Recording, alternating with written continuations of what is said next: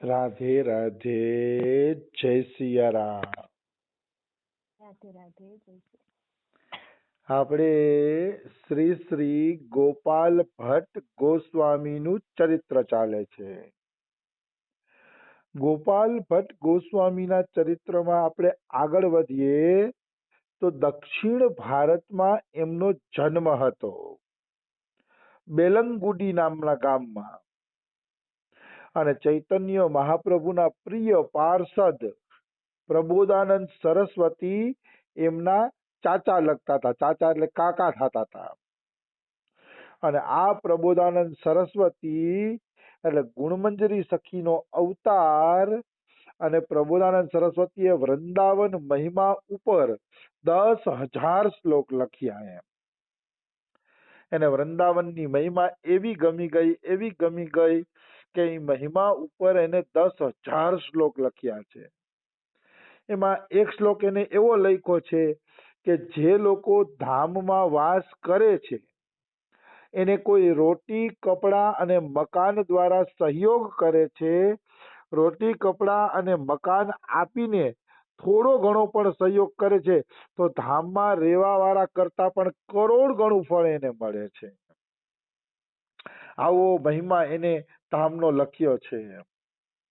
પછી પ્રબોધાનંદ સરસ્વતીએ ધામ મહિમા એવો લખ્યો કે કોઈ ધામની બારે ધામની ચર્ચા કરે છે. બરસાના છે, વૃંદાવન છે, ગોવર્ધન છે, એની ચર્ચા કરે છે. કોઈ ધામની બારે જઈને ધામની ચર્ચા કરે છે તો ધામ રાધા કૃષ્ણનો પ્રેમ દેવા માટે ઉત્સાહિત થઈ જાય છે કે આને રાધા કૃષ્ણનો પ્રેમ હું જલ્દી આપી દઉં. ધામ પોતે ઉત્સાહિત થઈ જાય છે. ધામની ચર્ચાનો પણ એવો મહિમા છે. એટલે મનુષ્યએ ફાલતુ ચર્ચા કરવા કરતા ભગવાનના ધામની, ભગવાનના નામની, ભગવાનના રૂપ ગુણની ચર્ચા કરવી જોઈએ. એ ચર્ચા મંગલકારી છે, બાકી કોઈ ચર્ચા મંગલકારી નથી. આવી વસ્તુ છે. મંગલકારી ચર્ચા એને જ કહેવાય કે જે ભગવાન સાથે જોડાયેલી હોય કે ભગવાનના ભક્તોની ચર્ચા સાથે જોડાયેલી હોય. એ જ છે મંગલકારી ચર્ચા. બીજી કોઈ મંગલકારી ચર્ચા છે જ નહીં. તો પ્રબોધાનંદ સરસ્વતી ઈ આપણા ગોપાલ ભટ્ટજીના કાકા થાય.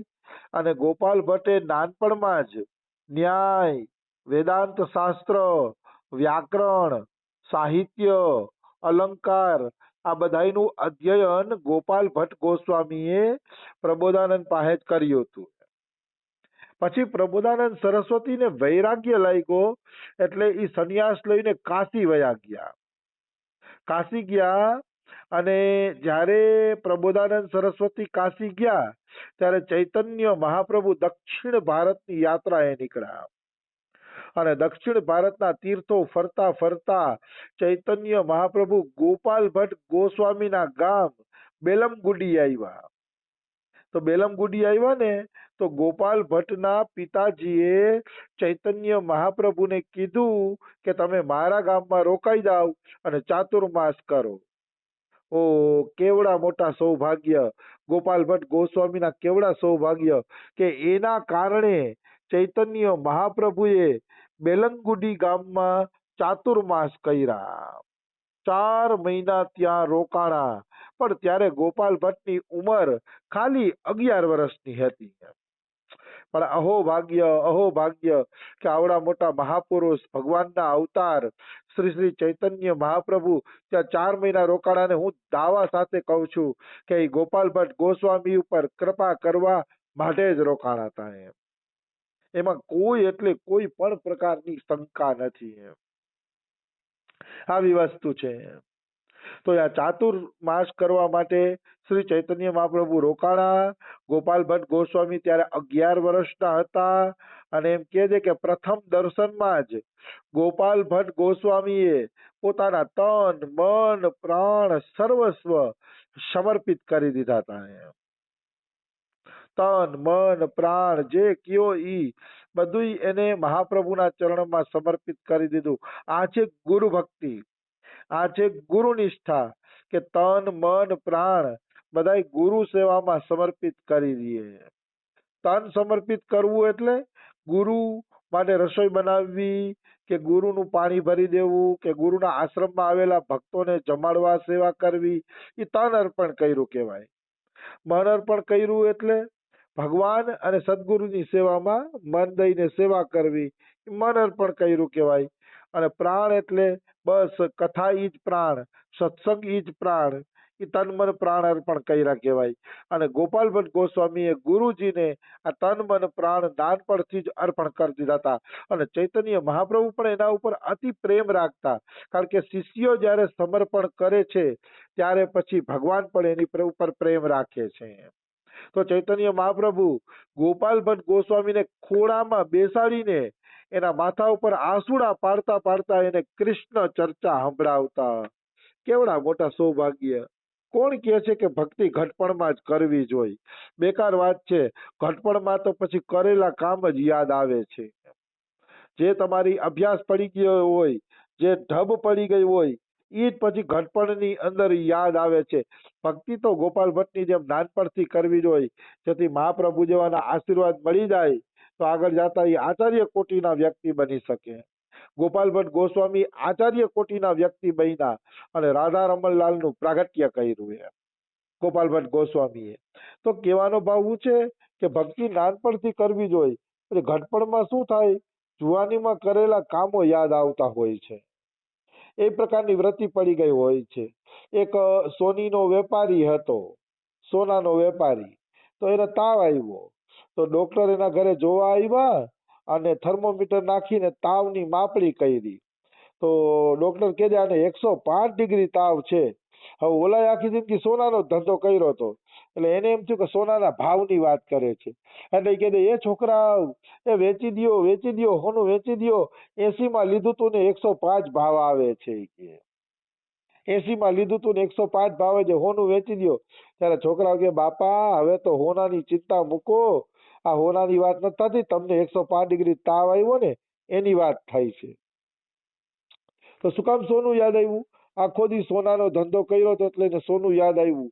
એવી જ રીતે મનુષ્ય આખી જિંદગી જે કર્મ કરે છે ને, પછી અંતે એને ઈ જ કર્મ યાદ આવે છે. એ જીવની મોટી દુર્દશા છે, મોટી દુર્દશા. પછી એને ઈ જ કર્મ યાદ આવશે, બીજા કોઈ કર્મ યાદ આવશે નહીં. આવી વસ્તુ છે. એટલે મનુષ્યએ નાનપણથી જ ભજન કરવું જોઈએ. જુવાની અને ઘટપણના ભરોસે ક્યારેય બેસી ન રહેવું જોઈએ.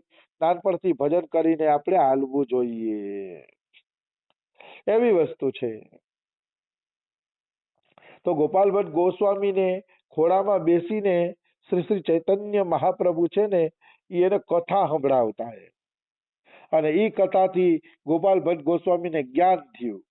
જ્યારે ચાતુર્માસ પૂરા થયા અને ચૈતન્ય મહાપ્રભુ જવા માંડ્યા ત્યારે, ચૈતન્ય મહાપ્રભુ જયારે જાતા હતા ચાતુર્માસ પૂરા થઈ ગયા ત્યારે, તો ગોપાલ ભટ્ટ ગોસ્વામી કે હું તમારા ભેગો આવવું, કે મારે તમારા ભેગું આવવું છે. ત્યારે ચૈતન્ય મહાપ્રભુએ કીધું કે હજી તમારી ઉંમર નાની છે, 11 જ વર્ષની છે, કે માતા પિતાની સેવા કરો. માતા પિતા જયારે ધામ પધારી જાય ત્યારે તમે છૂટા થઈને વ્રજમાં આવી જાજો, પણ માતા પિતાની સેવા અત્યારે તમારી કે કરવી પડશે. તો કે ઠીક છે. 11 વર્ષની ઉંમર હતી એટલે મહાપ્રભુએ એનું ઘર છોડાવ્યું નહીં અને કહી દીધું ઠીક છે ભાઈ, તો હું માતા પિતાની સેવા કરું છું. અને એ માતા પિતાની સેવામાં લાગી ગયા. પણ જેવા માતા પિતા ધામ પધાર્યા એ બધું છોડી અને વૃંદાવનમાં આવી ગયા, કારણ કે એનું લક્ષ્ય વૃંદાવન જ હતું. હૃદયમાં આગ તો હળગતી જ હતી કે વૃંદાવન જ વયું જવું છે. બસ એ ખાલી આગને હવા દેવાની જરૂર હતી. માતા પિતા ધામ પધારી ગયા એટલે એને એ આગને છે ને હવા મળી ગઈ, અને હવા મળી ગઈ એટલે તરત જ ભગવાનના ધામ તરફ આગળ વધી ગયા. આ વાત બિલકુલ સાચી છે. જ્યાં સુધી કર્તવ્ય કર્મ હોય ત્યાં સુધી કદાચ ભલે સંસારમાં રહેવું પડે તો આપણે રહીએ, પણ જેવું એમ લાગે કે હવે બધાય કર્તવ્ય કર્મ પૂરા થઈ ગયા છે, હવે જીવ ભગવાન પાસે જઈ શકે છે, તો એને ભગવાન તરફ નીકળી જ જવું જોઈએ, નીકળી જ જવું જોઈએ. પછી રોકાવું જોઈએ નહીં. કોઈ કર્તવ્ય કર્મ એવું નથી કે જે ભગવાનની ભક્તિથી મોટું હોય. ઠીક છે, આપણે કર્તવ્ય કરીએ, આપણા ભાગમાં જે આવ્યું હોય યાદ છે ને, એ બધું. પણ ભાગવત એમ કે છે એ કર્તવ્ય કર્મ ત્યાં સુધી જ કરવાના છે કે જ્યાં સુધી ભગવાનની લીલા કથાઓમાં તમને રસ ન પડે. ભગવાનની લીલા કથાઓમાં જ્યારે રસ આવવા માંડે છે પછી તમારા માટે કોઈ કર્તવ્ય કર્મ બાકી રહેતું નથી. તો ગોપાલ ભટ્ટ ગોસ્વામી વૃંદાવન આવી ગયા છે. રૂપ ગોસ્વામી અને સનાતન ગોસ્વામીને ખબર પડી છે કે ગોપાલ ભટ્ટ અહીંયા આવી ગયા છે એટલે બે ભાઈઓ મળવા આવ્યા ગોપાલ ભટ્ટ ગોસ્વામીને અને બહુ પ્રસન્ન થયા. બહુ પ્રસન્ન થયા. શું કામ પ્રસન્ન થયા? તો કે રૂપ સનાતનને પોતાનો સહયોગી મળી ગયો એટલે એ પ્રસન્ન થયા. સાચા સંતનો સહયોગ મળે ને તો એ પ્રસન્ન થાય છે. દાન ધર્માદો કરવાથી સંત કોઈ દી પ્રસન્ન ન થાય. સંત ત્યારે પ્રસન્ન થાય કે એને એમ લાગે કે સાચો ભગવત પ્રાપ્તિનો જિજ્ઞાસુ છે, સાચો અમારો સહયોગી છે અને અમે હાલી છીએ એ જ રસ્તે આ હાલી શકશે એવું જાણે ત્યારે જ સાચો સંત પ્રસન્ન થાય છે. બાકી દાન દક્ષિણાથી પ્રસન્ન થાય ને સાધુ નો કહેવાય.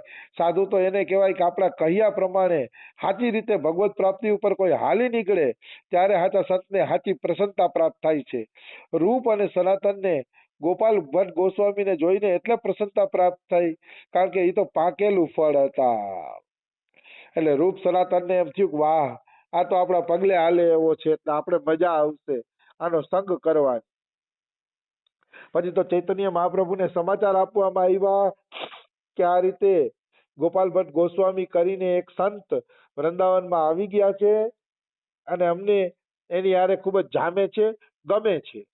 તો ચૈતન્ય મહાપ્રભુ પણ અતિશય પ્રસન્ન થયા છે અને ચૈતન્ય મહાપ્રભુએ પ્રસાદી તુલસીની માળા, પોતાનું બહિર્વાસ એટલે પહેરવાનું કપડું અને એક યોગપટ એટલે શું કહેવાય? જે આસન ઉપર બેહીને મહાપુરુષ ભગવદ સ્મરણ કરતા હોય એને યોગપટ કહેવાય. કે જે આસન ઉપર બેસીને મહાપુરુષો છે એ ભગવદ સ્મરણ કરે છે, યોગપટ. તો ચૈતન્ય મહાપ્રભુએ તુલસી માળા, પોતાનું કપડું અને યોગપટ આ ત્રણ વસ્તુ ગોપાલ ભટ્ટ ગોસ્વામી માટે મોકલાવી પ્રસાદી તરીકે. આ સાબિત કરે છે કે ગુરુ ગમે એટલા દૂર હોય પણ શિષ્યના ભજનથી જયારે પ્રસન્ન થાય છે ત્યારે એ પોતાની ભજનની વસ્તુ પણ એને અર્પણ કરી દે છે. શિષ્ય યોગ્ય હોવો જોઈએ તો દૂર રહીને પણ ગુરુની પ્રસન્નતા પ્રાપ્ત કરી શકે છે. એમાં કોઈ એટલે કોઈ શંકા નથી, કોઈ સંશય જ નથી. ગોપાલ ભટ્ટ ગોસ્વામી ચૈતન્ય મહાપ્રભુની આવડી કૃપા જોઈને ભાવ વિભોર થઈ ગયા કે મારા ગુરુને ધન્યવાદ છે કે મને જગન્નાથપુરીથી આ બધી સામગ્રી મોકલી એમ. તો ગોપાલ ભટ્ટ ગોસ્વામી અતિશય પ્રસન્ન થાય છે અને એ પ્રસાદી વસ્તુને પોતાની પાસે એ રાખી લે છે ગોપાલ ભટ્ટ ગોસ્વામી. આ રીતે ગોપાલ ભટ્ટ ગોસ્વામી વૃંદાવન આવી અને વૃંદાવનનો આનંદ લેવા માંડ્યા છે, વૃંદાવનમાં ભજન કરવા માંડ્યા છે અને રૂપ સનાતન જેવા સહયોગીઓનો સહયોગ પણ મળી ગયો છે. એક વાત યાદ રાખવાની કે આ સંસારમાં ભક્ત સંઘ અને ભક્તોનો જે સહયોગ મળે ને એ મોટામાં મોટું ધન છે. હું તો એટલે કહું છું કે મારે અનુરૂપ મને તો કોઈ ભક્ત અહીંયા દેખાતા નથી. અમારા બાબા છે, રમેશ બાબા છે, એ મહાપુરુષો છે પણ હવે એની પાસે તો આપણે કઈ જઈ ન હગી ભગવત ચર્ચા કરવા કારણ કે એ તો પોતાની મસ્તીમાં મસ્ત છે. પણ આપણા જેવા ભગવત ચર્ચાના શોખીન જો કોઈ મળે ને તો રંગ જામે એવું મને કોઈ અહીંયા દેખાતું નથી. એટલે હું તો કહું જ છું કે ભગવાન મેળવવા હેલા છે પણ ભક્ત સંઘ અતિ દુર્લભ છે. એવો ભક્ત સંઘ કે જેની યારે આપણા વિચારો મેળ થાય અને પછી ભગવત કથા ભગવત ચર્ચા થાય અને સાથે સાથે ચાલીએ આપણે, એવો ભક્ત સંઘ અતિ દુર્લભ છે. ભગવાનનો તો મને વિરહ થતો નથી કારણ કે તો મારા શાસ્ત્ર જોઉં ને ત્યાં જ મને એમ થઈ જાય કે વાહ મારા ભગવાન મારી બાજુમાં જ છે. એટલે મને ભગવાનનો વિરહ નથી થતો. એ તો શાસ્ત્રમાં ભગવાન દેખાય છે પણ ભક્તોનો વિયોગ જરૂર થાય છે કે કોઈ એવા ભક્ત પણ હોવા જોઈએ જે આપણું માથું ભાંગે અને ભગવત ચર્ચાના શોખીન હોય, ભગવત ચર્ચામાં એને અતિ રસ હોય. એવા કોઈ અહીંયા દેખાતા નથી બરસાનામાં. એટલે પછી દુનિયા કા મેલા મેં હું અકેલા, ન લેના ન દેના મગન રહેના. અમારા બાબા કેમ જીવન જીવીએ છીએ પણ ભગવત કથાના પ્યાસી બહુ ઓછા છે. મચ્ચિતા મદગત પ્રાણા બોધ્યંત પરસ્પરમ કથ્યંતશ્ચ તુષ્યંત તી રમંતી ચ. જેને હરિકથા જ જેનું જીવન બની ગયું છે એવા ભક્તો સંસારમાં બહુ દુર્લભ છે.